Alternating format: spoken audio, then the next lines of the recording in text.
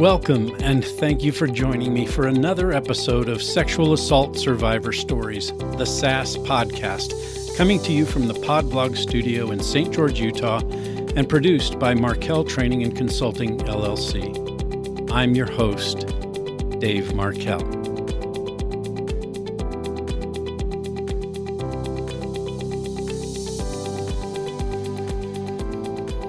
Hello, everyone, and welcome back to Sexual Assault Survivor Stories, the SAS podcast. I'm Dave Markel, and it's a pleasure to be with you again. Thanks for tuning in and listening to us. Today, my guest is someone for whom an introduction will never be able to properly recognize her importance, her impact, her vision, her unrelenting work ethic, not to mention her organizational skills, her intelligence, and what I believe is most important, her love for the law enforcement profession to the point of a huge personal and professional sacrifice of time, energy, health, sleep, and the list goes on and on. She is the executive director of End Violence Against Women International, EVAWI, one of the largest nonprofit law enforcement training organizations in the world, if not the largest, Joanne Archambault. I asked her to be a guest on this podcast so that my audience of victims and survivors of rape and sexual assault could have the opportunity of hearing from someone who really does care about the way first and second line response of law enforcement interacts with victims of assault and rape, and how important it is to use the latest in best practices in investigating these cases. Joanne's organization strives to provide nothing but the latest in best practices in teaching law enforcement how to respond to the interpersonal violence cases. Joanne is an innovator, creator, researcher, and leader extraordinaire. She's been a colleague and a friend since I was a new detective in Lafayette, Colorado, and she at the time was traveling the U.S. as a sergeant from the San Diego Police Department conducting training on sexual assault, domestic violence, and stalking investigations. I cannot thank Joanne enough for the time she spent talking with me for this podcast. She has influenced the lives and careers of hundreds of thousands of law enforcement officers, including mine, as well as prosecutors, victims, and survivors of all kinds of interpersonal violence. I'm sure her EVAWI staff and the board of directors is also excited to hear this rare opportunity of listening to Joanne tell her cop to executive director story. And I know you'll be uplifted and benefited by listening to Joanne's amazing, stellar career story too. Here's Joanne. Well, Joanne, I think what I'd like to do is kind of introduce our listeners to who you are and what you do with the End Violence Against Women International organization. So I joined the police department in April of 1980, San Diego, and never knew a cop, never wanted to be a cop, just wanted to make good money at the time. And it was still a pretty much a male-dominated field, and there were good benefits. And so I speak Spanish. I asked to be put in a Spanish-speaking community, Logan Heights in San Diego. Loved working there. And while working there, I developed a lot of expertise with gangs, believe it or not. So, here I'm a little white girl that speaks Spanish and, was able to communicate well. So I was transferred to gangs, and being the first female, I'm parking my car the first day walking into headquarters, and this guy that I didn't know says, "How does it feel to be hated by everybody?" And I looked at him. I was pretty shocked. And then when I got to the unit, this partner that I'd been assigned to work with said, "Hey, nobody else wants to work with you, so I am." That was my first morning. Man. And it was awful. I was working a Vietnamese gang case, and I've been putting a ton of effort into it, and they ended up identifying the suspect in the field. And the sergeant called out everybody in the unit except for me. There'd be briefings, I'd be excluded. It was just miserable. And I know you're probably sitting there thinking, what does this have to do with what we're talking about today? It actually has everything to do with it, because that was probably the most miserable year and a half of my life. And I put in to go to child abuse. And I was transferred to child abuse at my request. And all of a sudden, I go from this environment that I've been in for a year and a half to working with almost all women. So Children's Hospital, our doctors were typically female, our social workers were female. There were more female detectives assigned to child abuse than, other departments. Especially something like gangs, where I was the first female. It was a breath of fresh air to be working in an environment where I had a lot of support and people who thought alike. And of course, child abuse was just so incredibly important to me. And I was struck with how poor the patrol investigations were as a detective. And so, typical of me, I'm always looking to solve problems. Like, why is something happening this way? Yeah. So I do some digging and I find out that and I didn't remember this when I went through the academy because, there's just so much at the academy. But the only person teaching child abuse at the academy was a social worker. And what I was seeing is that the cops were thinking they were responding to back up the social worker, to protect the social worker. They didn't understand that social workers, child protective services, they're there to determine custody, right? Protective custody, family reunification, and, what needs to be done. They don't do criminal investigations. So the cops were responding to some pretty horrible criminal investigations. And you have to remember, this is the very early 80s. And even in court, we had judges that didn't think that child abuse belonged in criminal court. It goes back with what we saw with domestic violence and child abuse and intimate partner violence, which is things inside the home don't belong in the criminal court. A man is king of the castle. And so I was dumbfounded by this type of view. So my first thing I did was revamp the whole academy training. And then, worked with patrol and other investigators to make sure we were doing good criminal investigations. So that started me. Now, child abuse, I got to say, I spent 3 years there. Very stressful. I specialized in physical abuse. And at the time, we got about 10,000 child abuse referrals a month. And you can imagine when you're working physical abuse, you don't get spankings. I mean, I was getting the shaken babies, the subdural hematomas, the retinal hemorrhages. I mean, really horrible. And of course, they're usually involved with non-verbal, non-ambulatory children that are being thrown across the room. So it was an incredible amount of stress. I found myself, driving home. I remember my arms would get tired because I'd look down and my arms are just locked into the steering wheel. And I found myself, my jaw being clenched all the time and not sleeping. And I used to have to keep a pad and pen by my bed because I would be thinking about all the cases I had and all the work I had to do, what I forgot to do that would keep me up. And so I ended up transferring out of child abuse when one of the cases I had, it was a shaken baby case. A dad goes over to the house and sees a note on the refrigerator. Mom and dad didn't live together. And this was an infant, 6 months old. And it said, "Stop shaking Mandy." So dad did a good job. He reported. It ended up being outside our jurisdiction, which happens a lot in child abuse. But I just went ahead and continued with the investigation. I did everything I could. We did, a full exam and x-rays at Children's Hospital looking for prior injuries. I had nothing. And so we could not keep the kid out of the home. And mom ended up killing the kid. And of course, I knew I did everything I could, but it was devastating. Yeah. And so after 3 years, now I want to say this, a lot of detectives and officers would say, I can't work child abuse. I'd be too angry, but I want to say that I get it was incredibly stressful, but somebody has to do it. And I don't want people there that don't care.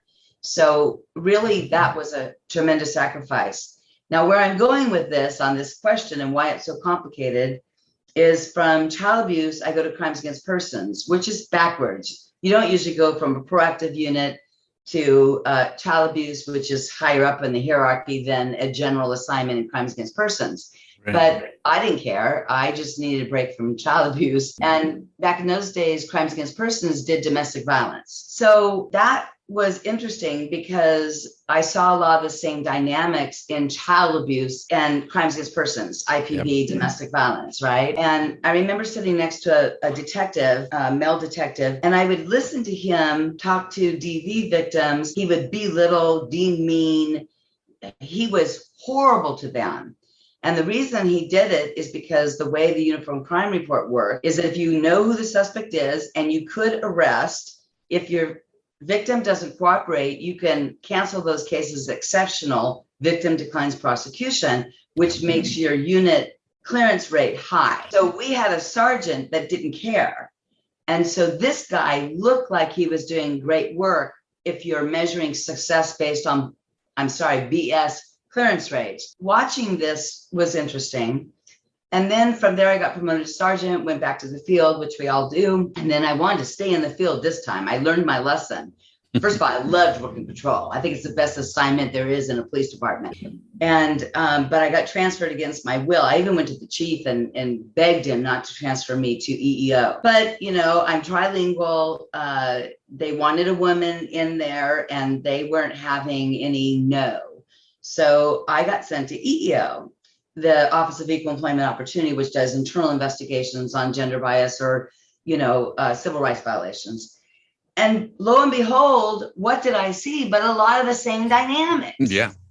Now, by this time, child abuse, crimes against persons, which did domestic violence and IPV, in addition to all kinds of other crimes against people, I'm starting to see a pattern here, right? Yeah. So about how power and control works. And it's very interesting because it's not just about gender. It's not just about color. It's about who has power. So if I'm a female sergeant and I've got an all-female squad, trust me, we can discriminate and exclude that one male officer just like they excluded me in games, right? Mm-hmm. I mean, it's who has the tenure, who has the voice, who has the position of authority, who gets to make decisions. Yeah. And so I went from EEO, guess what they did? I wanted out of EEO eventually. And I got lucky and got transferred to internal affairs. So by this time, nobody's inviting me to parties, right? You're walking down the hall and everybody goes in the opposite direction because both assignments, you're investigating your own people. Right. Of course, when I worked at internal affairs in EO, I learned more than I ever wanted to know about my coworkers. And because there are surprises that you don't think are happening or that somebody would do. It's a surprise, right? So after I spent some time in internal affairs, I went to a chief that I really liked a lot, and I begged him to transfer me to police work. Not that those jobs weren't important, but I really loved doing investigations. That chief was very gracious and listened to me, and he transferred me to sex crimes. So by this time, it's January of 1993. And I went to the unit thinking that because our unit separated child abuse and sex crimes by position. So if it was a stranger, it went to sex crimes. If it was a position of trust involving somebody under the age of 18, it went to child abuse. And as you know, most child abuse occurs within the home. Sure, there's the coaches and the pastors and priests and, Boy Scouts and all that kind of stuff. But the majority of child abuse occurs within the home. Right. So I go to sex crimes and, as a sergeant, my job is to read the patrol reports that come in so that when my detectives arrive, they've got their new cases sitting on their desk. So I'm reading these cases every day and I'm just dumbfounded about what I'm seeing. I mean, these cases don't look anything like what I've been taught to believe they were going to look like. Right. So again, just based on the type of person that I am, the first thing I wanted to do is look into the data. So I started doing some research. I went back 5 years and started pulling information about who the victims were, race, age, where these cases were occurring, inside the victim's home, inside the suspect's home, public locations, what time of day, what were there drugs and alcohol involved. I just wanted data, and that ended up actually sending me on a path. I ended up collecting 15 years of sex crimes data because I ended up supervising sex crimes for 10 years. And at the time, I didn't know that this looked the same in the rest of the country. I was only focused on my city, my caseload. I thought that this problem was unique to San Diego. And what I mean by problem is I was right in that the cases weren't anything like what we were teaching. I go to the academy, we have a test, but we also have Duffystown, which is a mock robbery, mock attempted suicide, and officers respond, and we have actors and they have to pass scenarios and effectively respond. Well, guess what? Both of them are strangers with weapons, right? So I started looking at the academy training. Now I revamped child abuse. Now I'm looking at sex crimes. So I revamped our entire academy training scenarios. Then I'm helping people understand what these cases look like. I create a public speakers bureau. We're out in the schools, we're out doing community presentations, because everything we've been telling the public was wrong. Our community policing, where to park your car, lighting, how to carry your keys, locking your doors. I mean, that's all great. It's hardening the target, as we know. It doesn't apply to the majority of sexual assault. And so I created this speakers bureau, which I use the data, and every year I redid the data. Didn't change much, but I showed current data, and we went out with the speakers bureau to, educate the public. So by this time I've got the academy, training revamped, and then I start working on the state, because the state training, which we're mandated to go to, California's post Peace Officer Standard and Training, it's just as bad, if not worse, because they're training the whole state, right? This is important because when you go to approved post classes, they not only pay for the training, they pay the departments for the officers' time to go to the training. So it's a big financial benefit to send your people, and we're mandated. You get assigned to sex crimes, you're mandated to go to sex crime courses. You're mandated when you're transferred to child abuse to go to child abuse courses. So that California post training was important. So I started working with them. That was a little bit more complicated because you can understand all the minds I had to change. By this time, I'm recognizing that this is a problem all over the country. This is in San Diego, this is in California. And so about 1995, I started training nationally. And I want to say that when I first used to go into sex crimes training, people sometimes were hostile. And I want to include the nurses. The nurses, remember that SARTs were emerging. I mean, this is the early 90s. And those nurses, those forensic nurses, they loved all the FBI stuff. They loved talking about the Dahmers and the Gacy's and the Bundys, and the public likes that stuff, right? It's glitzy, it's sexy, it sells. That's why we have so many true crime TV shows, right? And so basically, I'm just out there trying to get the country to understand what sexual assault looks like. And for us as professionals, whether you're a nurse or a prosecutor, a cop or an advocate, that you understand what sexual assault actually looks like, so that when we're responding to them, we're not dismissing them because it doesn't sound right. They're not the right victim, right? So that work that I started nationally in 1995 led me to understand how important the work I was doing was. I mean, like I said in the beginning, I didn't. But I quickly, once I started training nationally and attending really important meetings with like the National Institute of Justice on whether the feds should be investing money in DNA. I mean, that was a conversation we had. I mean, DNA was emerging. We didn't have the convicted offender databases. We were switching from RFLP to PCR. I actually attended a meeting with like 9 experts in the country about whether the Fed should invest time and money in DNA. So this work that I was doing was actually really important with sharing it with others. So there's my very long and very convoluted answer to how I ended up on this path. Well, I just want to know where in that path and in your San Diego experience did the whole concept of End Violence Against Women International, how did that evolve in your brain? Because the need was so great. And I loved being a cop. I mean, I was proud of my department. I was proud of what I did. I did not want to leave the San Diego Police Department, and I didn't want to retire from the San Diego Police Department.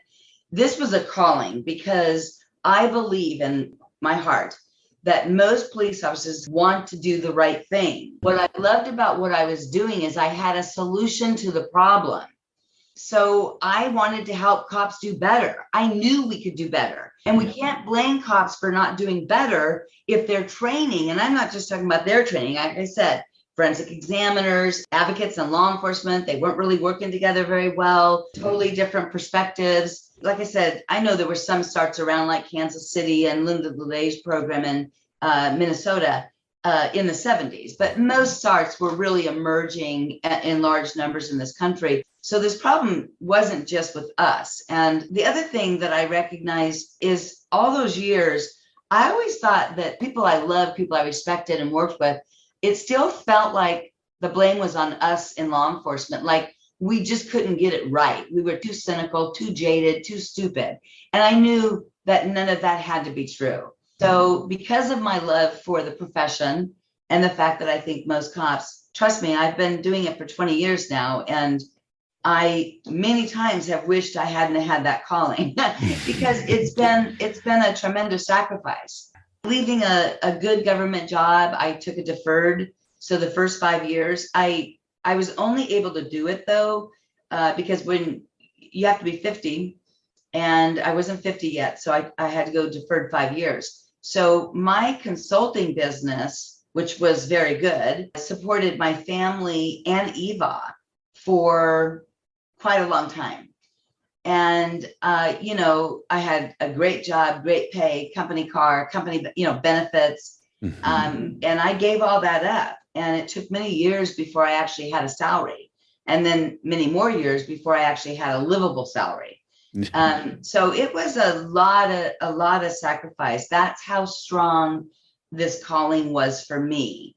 And it's been exhausting. The last few years has been, as you know, with COVID, and the former administration wasn't helpful for organizations doing work like ours. So it's been a pretty bumpy ride these last few years. And the problem with nonprofit work, I always respected my allies, but I never truly understood how hard it is, because you're either chasing the money or you're accounting for the money. It's a huge amount of your time, which takes me away from doing the work I founded EVAW to do. But it's just the reality of running a nonprofit.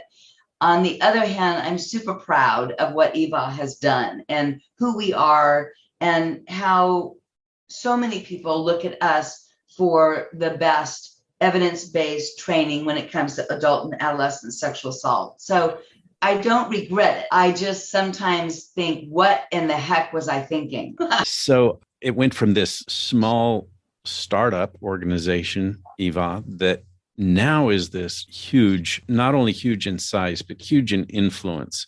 Yeah. You've got your annual conference. You've got your Survivor Voices and online training institute and webinars. Tell a little bit about how all this evolved from something small to something huge. Well, that's my problem, is I'm always thinking huge. I have to say that I am super fortunate. I have been working with Dr. Kim Lonsway, my director of research, since the 90s. I think it's like 23 years. I actually worked for her. She had a grant with the National Center for Women Policing to develop the first national training curriculum for law enforcement on sexual assault. So interesting enough, she was my boss. I was her expert. And we started there. And then, of course, when I left and formed EVA, I brought her to my board of directors, right? Who did I go out and reach out to? And then as soon as I could employ anybody, because I put EVA together in 2002, we technically were incorporated January 1st of 2003. But of course, I had to put the bylaws and the articles of incorporation and put together the board of directors and policies. And I mean, there's a lot of work to do incorporating. A lot of people have passion and they think founding a nonprofit sounds like a good idea, but man, it's a lot of work and you have to have a lot of stamina. So when people come to me about nonprofits, the first thing I ask them is there an organization out there doing good work in this area? Because if the answer is yes, then I think you should go to them and ask how you can contribute. And that way you're not putting together policies and procedures and a board of directors dealing with all the things that you deal with managing a nonprofit. In my case, there was no one doing the work. I couldn't do that. I mean, I was basically doing something, creating something that was available for the first time because sure, OVC had funded training for nurses, medical forensic examiners. They were funding SARTs, they're funding advocacy. But back in those days, prior to VAWA, the Violence Against Women Act, Biden is who is considered the father of VAWA. We're talking 1994.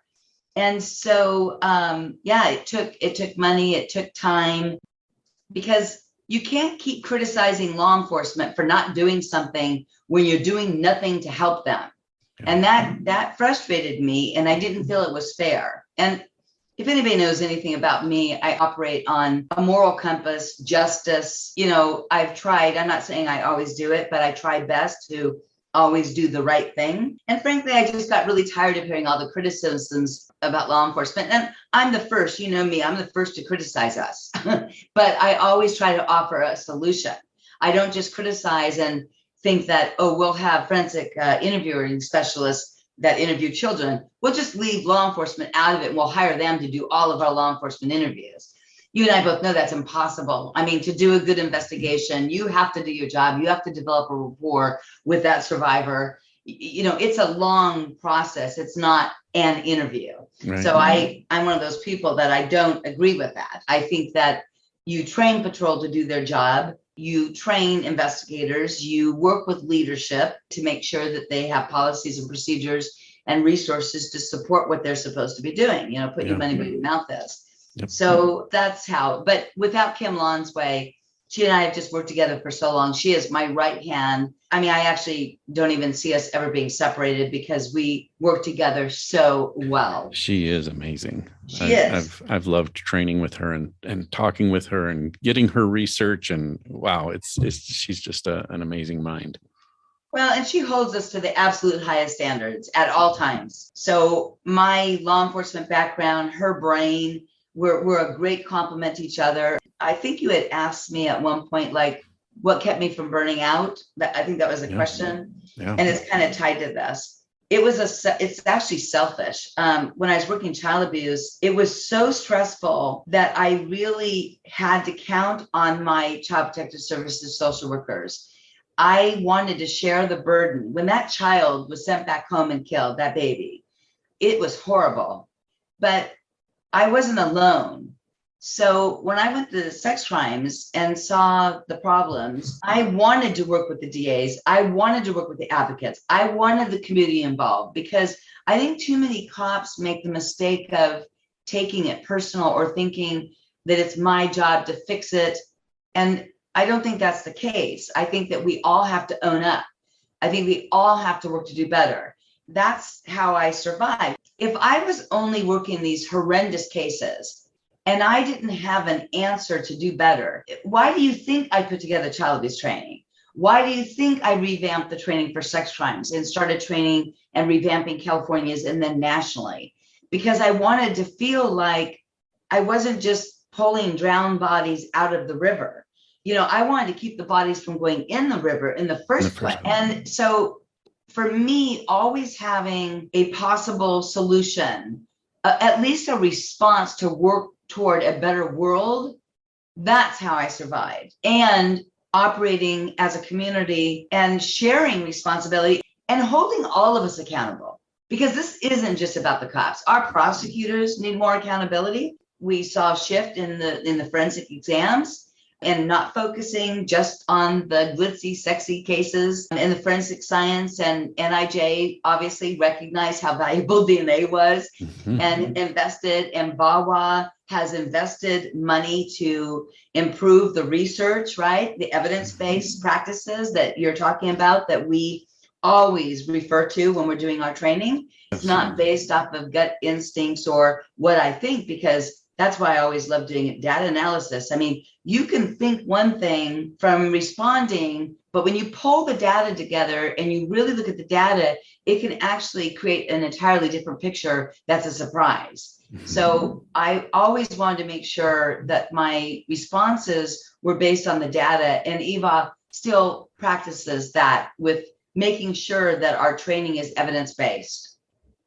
The training is amazing. I participated in your annual conference, and you've got some amazing presentations and speakers, but the online training institute is also amazing. I do want to go in another direction just for a second, and that is with Start by Believing. That is an amazing program. I can't remember how many years ago it started, but I remember being one of the first ones to sign the pledge to Start by Believing.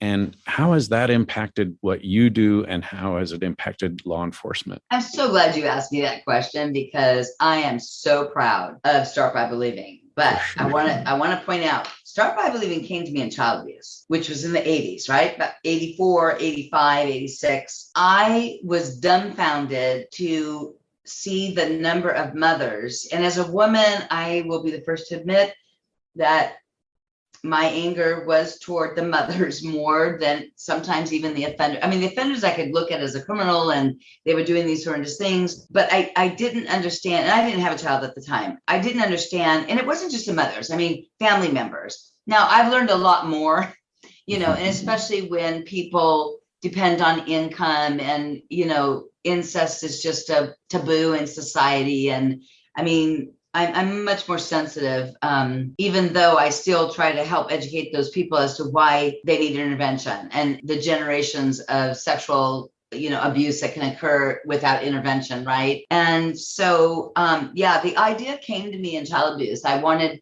to help family members, and not just family members, but it doesn't matter the population, whether it's the military or campus community. When you're doing an investigation, you'll see your witnesses choose a side. They'll pick a camp.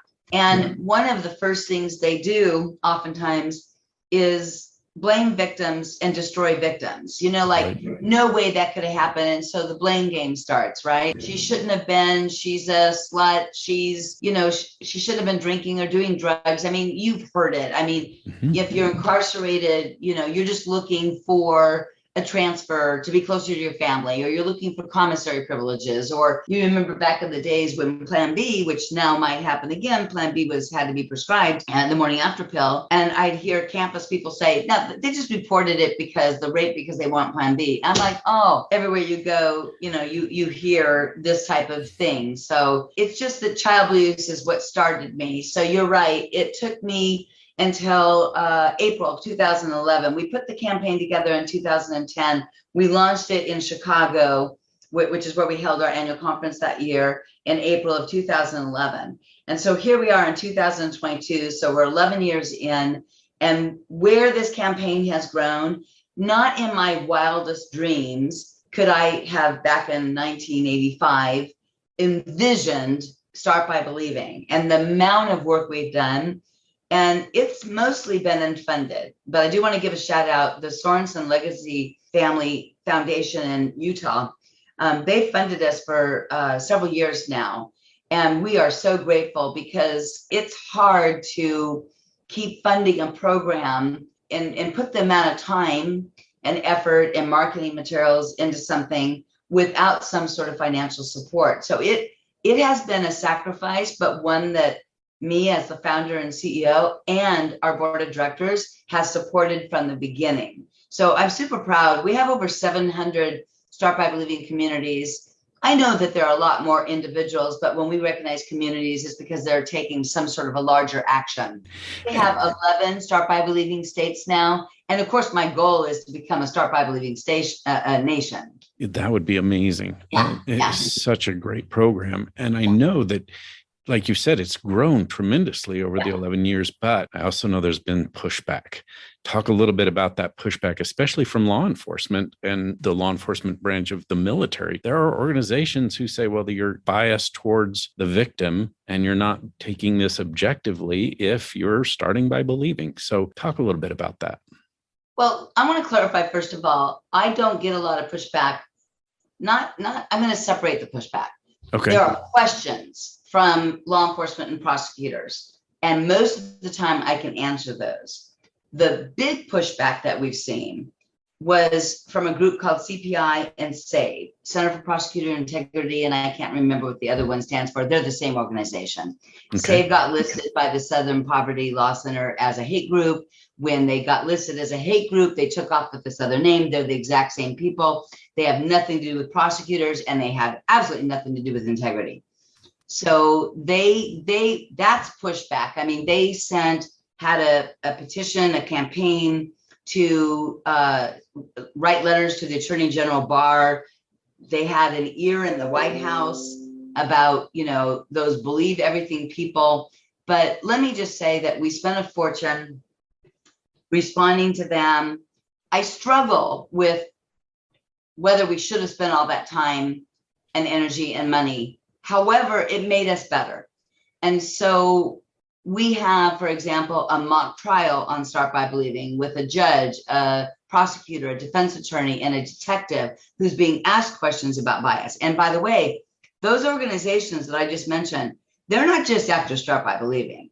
They're after anything trauma-informed, victim-centered. Right. So Start by Believing is a low-hanging fruit for them because they want to mischaracterize it by saying, those Start by Believing everything, or they don't use start, they go believe everything people. They act like we're saying that we talk to a victim, we document everything they say is the truth, we go to court, we prosecute, and we've got all these men in prison for who were convicted under false allegations. Now, you and I both know that less than 3% of offenders ever see a day in jail. Yep. So please explain to me where all these people are serving time in prison based on false reports. What's really sad is, of course, there are people in prison that shouldn't be in prison.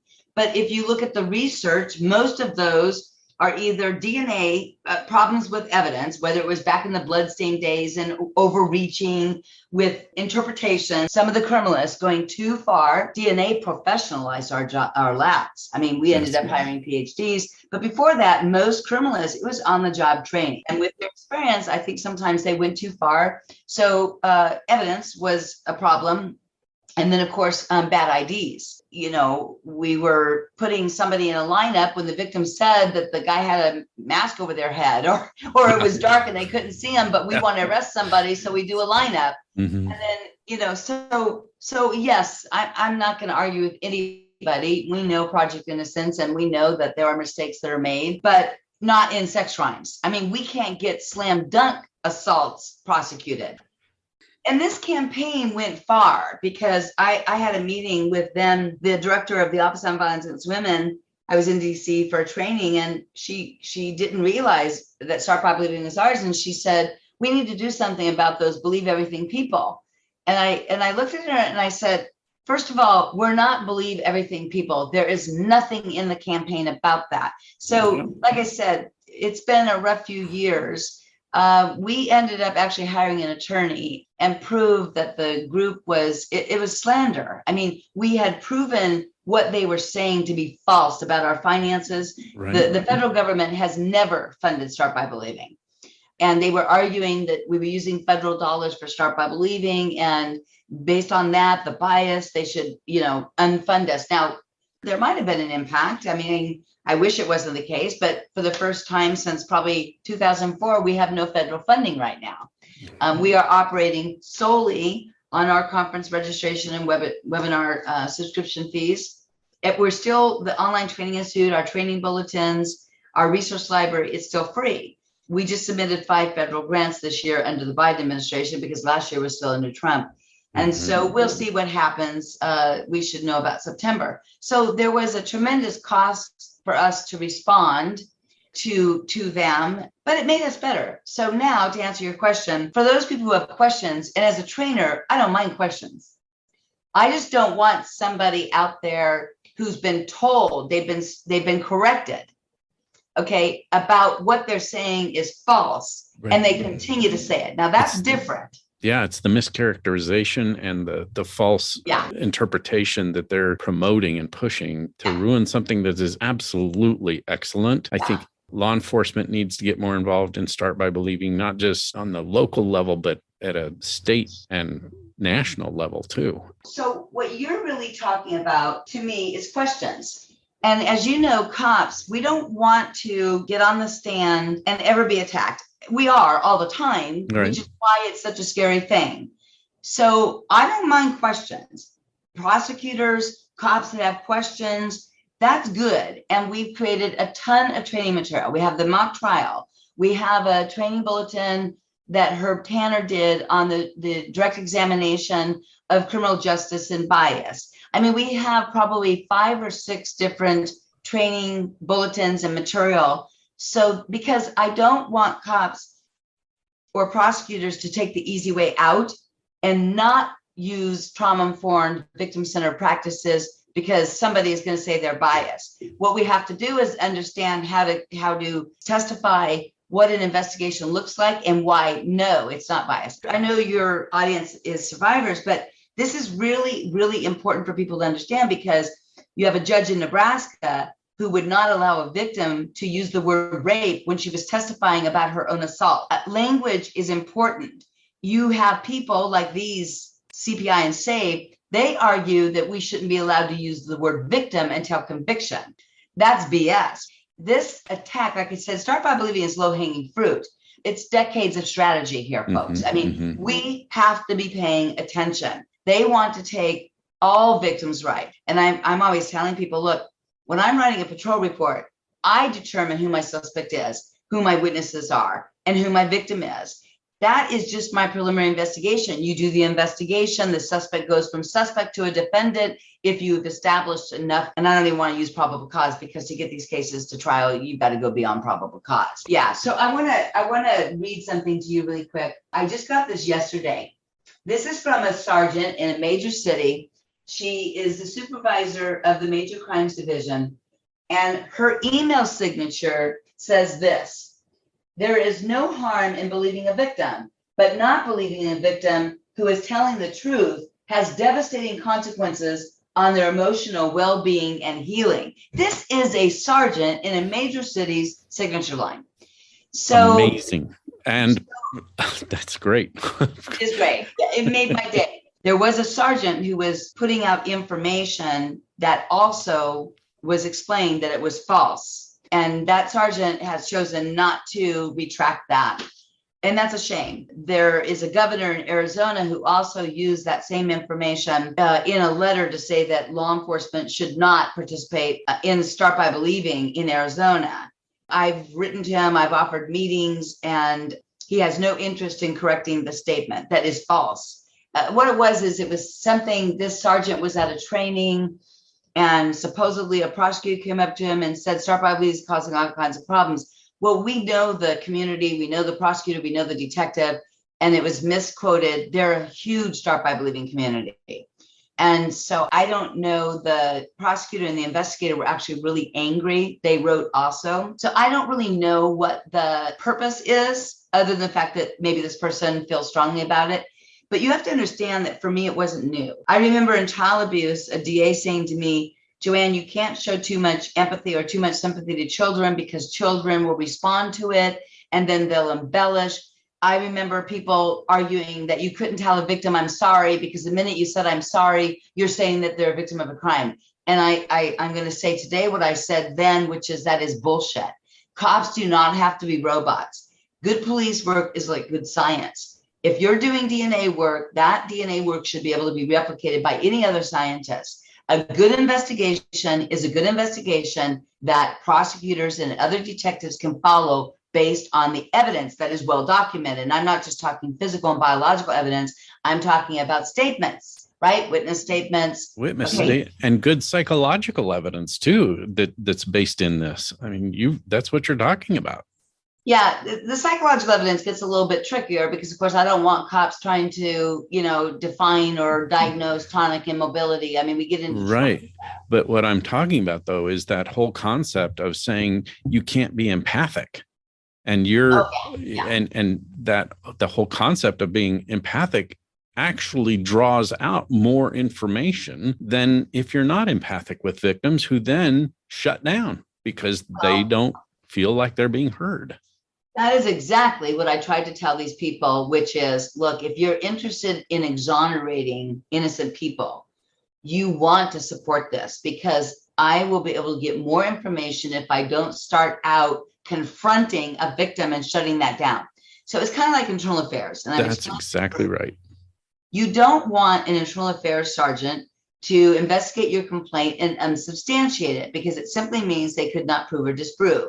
If you're innocent, you want that sergeant to do a good internal affairs investigation because you want to be exonerated. Yeah. So if you're named a suspect in a report and you're innocent, trust me, you want me to do the best investigation I can so that I can clear you and get the right person. Or if it's unfounded, then I can do that too. But you can't do that without a thorough investigation. So you're right. And I tried to explain that they're not interested in the truth, though. They, as you know, there are certain what we call MRAs, men rights organizations, that just are hateful of women.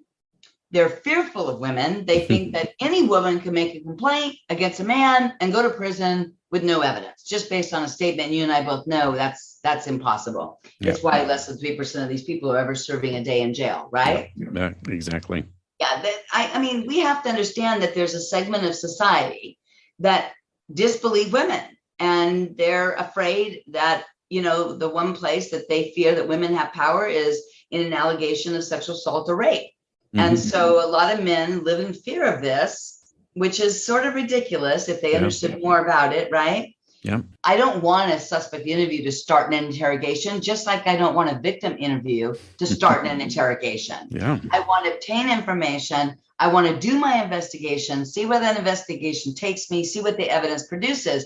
And then based on my investigation, I determine which version is the truth, right? You've got two competing hypotheses. Yeah. And then, of course, once I've established and I recommend charges based on my investigation, I am saying that this person did this crime based on these facts, right? We have to stay vigilant. We have to pay attention. And that's where I'm saying I think CPI and SAVE actually probably did us a favor, because we ended up developing a lot of materials to help people understand why there are differences in suspect interviews and victim interviews. Well, that's what I've seen is that it seems like from when it started to where it is now, there's a whole lot more meat to that training and to the information that's been given out. And I think that's what I am so impressed by. It's also why I so support Start by Believing and tell everyone that I run into in the criminal justice circles to get involved with that. And just so that you know too, for your understanding of Sex Assault Survivor Stories podcast, this is for everyone. I know it sounds like it's for survivors, but I am reaching out on an educational basis to law enforcement, prosecutors, the whole criminal justice realm, medical, advocacy centers, mental health, health in general.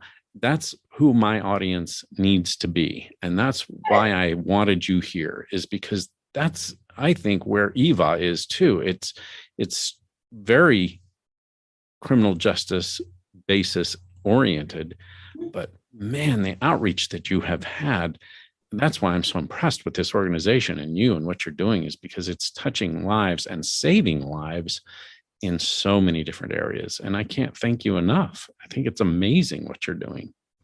Yeah, thank you for that. But it actually is an important distinction. So lots of advocates come to our training, lots of nurses come to our training, but they don't come to our training to learn how to be an advocate or forensic nurse. Right. They come to our training because they want to help their clients, their patients navigate the criminal justice system. So I think we're lucky as the founder. I'm still here 20 years later, but we stay in our lane. And so our goal is always to improve the criminal justice system. Yeah. So sure, we might have a workshop at our conference on, how to utilize children as witnesses, not because we're doing child abuse, because I never wanted to do what other people were already doing really well. Remember, my goal was to fill a niche that didn't exist. Yes. So I've been strong as the founder that we stay in our lane. And I think that's one of the reasons we've been as strong and successful as we have, because you have to be careful with nonprofits. You'll get board members that are passionate about something, whether it be stalking or elder abuse or child abuse, and well-intended directors can try to go off in a lot of different directions. And I've just been very fortunate as the first president of my board and the first CEO and the founding CEO to really keep us in our lane. In your lane, but there's a tremendously effective and good ripple effect to that. And I think that's kind of what I'm alluding to here, is that, the impact of EVAWI is deep and strong and growing. And I appreciate it. It's just amazing what you guys are all accomplishing.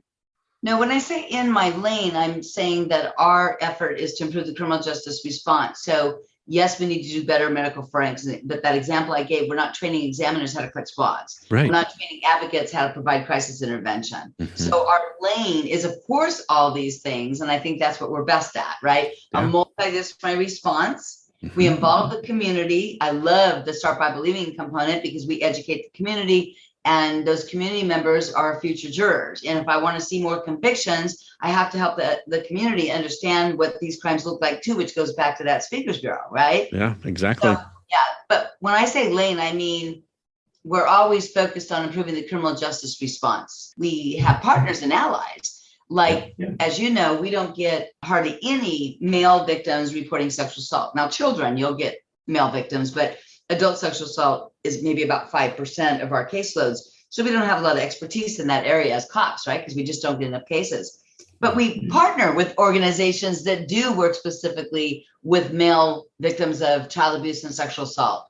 So that's what we do well too. That's what I mean. It's that what our expertise is, what we're doing, and then we partner with other organizations who their work is important, but we don't have to be experts in everything. Yeah. Well, thank you for explaining that, because I think it's important for people to understand. I'm going to go back a little bit to the training bulletins, which impacted me when I was starting out my training career and gaining a ton of information and help and positive input from those bulletins. Talk a little bit about how that got started and the contribution you've been getting from contributors to that. Well, they got started because the Online Training Institute was our first federal funded grant project.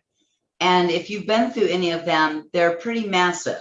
I mean, I think our victim interviewing and our DNA module is like 30 some hours. Yeah. And that's just reading. I mean, if you click on all the links and all the videos and all the forms and exercises, trust me, you could get a graduate degree. You could probably get a PhD with the number of hours.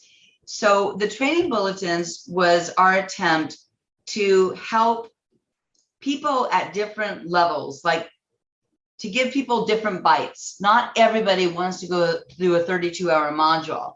And so we took the training bulletins to be a smaller bite for people who don't need to be experts. They're not criminal justice. They don't need to understand everything about DNA. And so that was the birth of the training bulletins, to take very massive amounts of work and make it more bite-sized. That's great. It's been helpful. I appreciate that aspect of what you guys are doing too. I know we need to kind of wrap things up here, but I really want to talk about your conference and how people can get involved in that, because this does go out to law enforcement and it does go out to other organizations and disciplines. So talk a little bit about your conference, and then we can wrap things up and maybe hopefully do this again sometime. I know you and I could talk forever, which yes, is we could. A good thing and not a good thing. Thank you for that. So our 2022 conference was just held in San Francisco. Our 2023 conference is April 11th to the 13th, 2023 in Chicago. And then in 2024, we're back in San Diego. So of course that's nice. Even though I should be retired by then, I'm sure I'll be at our 2024 conference in San Diego. Prior to COVID, we had about 2,200 people attend our conferences. This year, I think our final numbers in person were about 1,400 in San Francisco, which wasn't bad because San Francisco had very strict COVID policies. Mm-hmm. So you had to be fully boosted. Eventually, they said, okay, if you weren't fully vaccinated, then you could test every day. Anyways, it wasn't until like 2 weeks before the conference that they relaxed their policies. And so 1,400 people, and remember, this is April. So remember the spring, we had the whole, uptick in COVID, the other variant that right this moment, is it Delta? Was it the Delta? Yeah. Terrible. Yeah. Terrible. I'm like, what variant are we on now? I know. I mean, it was a roller coaster ride, and San Francisco was just super, super strict. So I have to be honest with you, I was very happy to see 1,400 people in person. People are super excited to be there. Yeah. We had about another 600 people. We did a hybrid pre-recorded sessions. So we had about 2,000 people. Now I'm hoping and I'm just praying that we don't go through some other big uptick and that Chicago will look more normal and we'll see our normal attendance. And for your audience, I know that we're going to be putting out 20 scholarships. We'll split them, 10 for law enforcement, 10 for prosecutors. Those are funded by a survivor's father. We already have some AFN. We're also going to have 2 scholarships for advocates and 2 scholarships for journalists. Awesome. And those will be competitive. So if your audience isn't on our mailing list, I suggest they sign up. They'll get the announcements about the conferences and the scholarship opportunities. The other thing, if you have anybody that's in the Chicago area, we're always looking for volunteers. Yep. And it's pretty light work nowadays because we have CVent, an online platform, which makes our registration process so much easier these days. So people that volunteer, they do get to go to a lot of the sessions. We ask them to rate, priorities. But somebody who can't afford the conference registration fee, they could volunteer. The other thing I want to mention is a new program we just started this year. We've only done 2 of them. I just finished the second last month, I think the 29th and the 30th. We're doing virtual trainings on, it's called CVI, Comprehensive Victim Interviewing. And one of my complaints with some of the interviewing courses was you can't look at interviewing as a pill. You can't think, if I have a script of the questions, to me, interviewing is part of a much bigger process. Yep. Calling a victim, introducing yourself, scheduling an interview when it's convenient for a victim, all those things are just as important as the question. You're so right. And report writing, if you do a trauma-informed interview, but you write it up terribly, it doesn't do any good.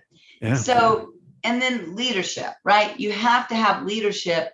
You have to be willing to edit, revise, update policies and procedures in police that aren't using best practices. So to me, anytime you're talking about interviewing, it's not cognitive interviewing alone. It's not FETI alone. It's not any of them alone. You really have to look at all of it. And again, I think that's what we do really well. So we put together a 2-day course. We did one at the end of January. We just finished the second one, June 29th and 30th. And we're doing a third one in January 11th, 12th to 23. I would like to be there. Yeah. It's gotten really good reviews. I just finished reviewing all the evals from the one we just did. And there were some suggestions. It, again, is a multidisciplinary group that can register. And it's pretty hard hitting. So they recommended more breaks and a little bit of self-care. Because, again, we do things multidisciplinary. And when you're dealing with victim interviews, as you know, many of them don't go well. And so, I'm revamping it a little bit, but it's gotten very, very good reviews. And I think I'd love to get back to doing those in person at some point. Maybe not just that course, but we used to do 2-day regionals in areas where people could drive into. I'm not ready to commit to that with where we are right now, but so we're doing these virtual, but eventually we'll go back to doing some regionals in person too. Well, I had even signed up for that CVI, the last one you did, and unfortunately I couldn't participate, even though I had signed up because of some out-of-town business that I had to take care of, but I will. And I think it's an amazing program. So thank you for doing that. Yeah, it's been very popular. Yeah. I'm going to put a lot of information in the episode notes that will accompany this episode, and people will be able to get bulletins and sign up to be a part of End Violence Against Women International, and hopefully get more attendance at your conferences and online training institute and everything else that you've got going on, your webinars, all of it. So yes, for those who are listening, there will be contact information for how to get a hold of EVA and participate and support and donate. Well, and if you're a praying person or whatever it is for you, keep us in your thoughts when it comes to these 5 grants we just submitted. For sure. And hopefully we can get, because I love doing the technical assistance for the officers and prosecutors and, the nurses that come to us. And frankly, I can't afford to keep doing it without some sort of support. Absolutely. So also I'm hoping that some of these federal grants that we just applied for come through. I feel very fortunate that, we lost about over $1 million between hard costs and income when we had to cancel DC in 20, just weeks out. We were weeks out. So wow. It was a tremendous financial loss. So I got to tell you, I am proud that I'm still standing. Because as the CEO founder, it's been a financial roller coaster. You want to keep your people employed. You want to make sure they're paid fairly. We want to keep doing the work for the field, right? We know that it's valuable. We hear from people all the time. But man, I don't know how we've done it, to be honest with you. It's been 2 years. We did have some federal funding that ended early. We went almost all of 22 with a very limited targeted grant that wasn't for technical assistance. It's the technical assistance. It's the money that allows us to develop the training bulletins, develop new OFI modules. Those are massive. Those are really, that's a lot of work to put those together. Keep us in your thoughts. Yes. That we get some of this funding back so we can continue to develop material and keep our online training institute and the training bulletins and the resource library available for free. Absolutely. I'm so thankful that you were here with us today on this podcast, and we'll get the word out. We'll get lots of listeners. We'll get lots of support. We'll get hopefully some help and support headed your way. Thank you. Thank you, Joanne. Thank you for your time, for your effort, and for all the explanations that you've given us. It's been extremely insightful and helpful. It's been a wild ride.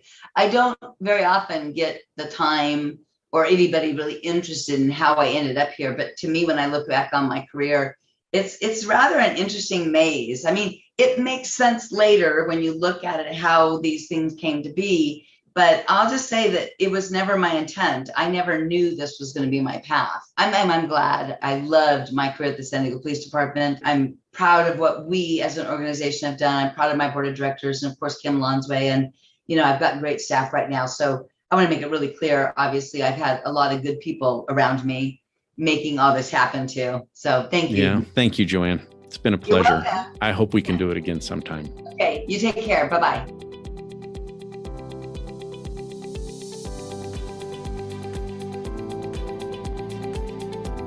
That does it for another episode of SAS. Thanks for listening. Listen to a new episode each week. And please remember to subscribe, rate each episode, and spread the word about this important podcast, because we all know someone who's been affected by sexual assault or rape. Remember to start by believing, and let's all do our share to help bring justice to victims of rape and sexual assault. We'll talk to you next week.